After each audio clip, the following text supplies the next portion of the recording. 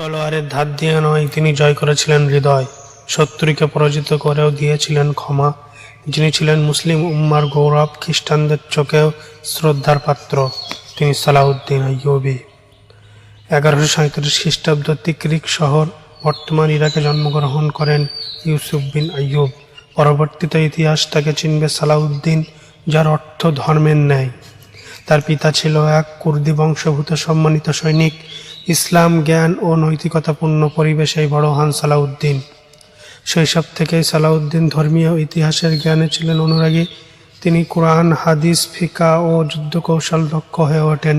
মৃদুভাষী, নম্র এবং দয়ালু হলেও সাহসিকতার সময়ে ছিলেন বজ্রকঠোর। তার ভিতরে সমাবিত ছিল এক নেতার সব গুণ। নুরউদ্দিন জঙ্গি তৎকালীন সিরিয়ার শাসক এবং একজন ধর্মপরায়ণ মুসলিম নেতা। সালাউদ্দিন তার সেনাপতিদের একজন হিসেবে কাজ শুরু করেন। তিনি কৌশল, শৃঙ্খলা এবং জিহাদের প্রকৃত আদর্শ বুঝতে শিখলেন নুরউদ্দিনের নেতৃত্বে। তার চিন্তা জগতে প্রবেশ করে ইসলামকে কেন্দ্র করে রাষ্ট্র গঠনের স্বপ্ন। মিশর তখন ফতমীয় শিয়া খিলাফতের অধীনে। একাধিক বিদ্রোহ ও বাইরের আগ্রাসনে দুর্বল। নুরউদ্দিন সালাউদ্দিনকে পাঠান মিশরের রাজনৈতিক জট খুলতে। সেখানে তিনি অভ্যন্তরীণ শত্রুদের দমন করে হয়ে ওঠেন উজির। এরপর এক ঐতিহাসিক সিদ্ধান্তে তিনি বিলুপ্ত করেন ফতমীয় খিলাফত ও পুনঃপ্রতিষ্ঠা করেন সুন্নি ইসলাম। সালাউদ্দিন বুঝতেন জেরুজালেম বিজয়ের আগে দরকার মুসলিমদের মধ্যে ঐক্য। তিনি সিরিয়া, মিশর, ইয়ামেন এবং হিজাজের বিভিন্ন অংশে একত্রিত করেন।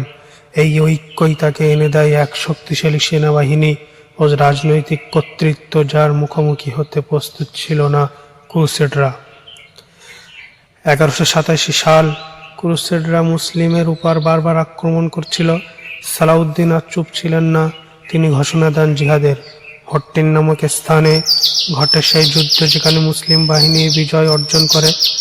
ধরা পড়ে ক্রুসেড রাজা মিকাই অব লুসিগনান ও নৃশংস রেডল্যান্ডকে নিজ হাতে হত্যা করে সালাউদ্দিন শুধু ন্যায় প্রতিষ্ঠার জন্য।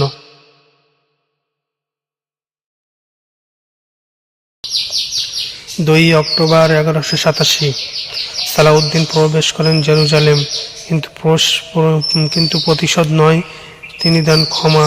হাজার হাজার খ্রিস্টানকে মুক্তি দেন মুক্তিপণ ছাড়ায়। আল আকসা মসজিদ পুনরুদ্ধার হয়। কাঁধে মুসলিম বিশ্ব আনন্দে। সালাউদ্দিন ছিলেন এমন একজন নেতা যিনি শত্রুর প্রতিও ছিলেন দয়ালু। ইংল্যান্ডের রাজা রিচার্ড দ্য লায়ন হার্ট অসুস্থ হলে তিনি নিজের চিকিৎসক পাঠান। একজন যোদ্ধার হৃদয়ে মানবতা এমনভাবে বিরাজ করত যা ইতিহাসে বিরল। 1193 সালে মাত্র 55 বছর বয়সে মারা যান সালাউদ্দিন। মৃত্যুকালে তার নিজের জন্য কোনো ধন সম্পদ ছিল না। তার জানাজায় লাখো মানুষের অংশ নেয়। তার কবর আজও ইতিহাসের দর্শনার্থীদের চোখে জল আনে। আজ সালাউদ্দিন শুধুই একজন বীর নন, তিনি আদর্শ। তিনি শেখান কিভাবে ক্ষমা করা যায়, কিভাবে নেতৃত্ব দিতে হয়, কিভাবে নিজ ধর্মের প্রতি অনুগত থেকে অন্য ধর্মের প্রতি শ্রদ্ধাশীল হওয়া যায়। সালাউদ্দিন ছিলেন ইতিহাসের উপহার, যার চরিত্র ছিল উজ্জ্বল, তার আদর্শ ছিল অমনীশ্বর।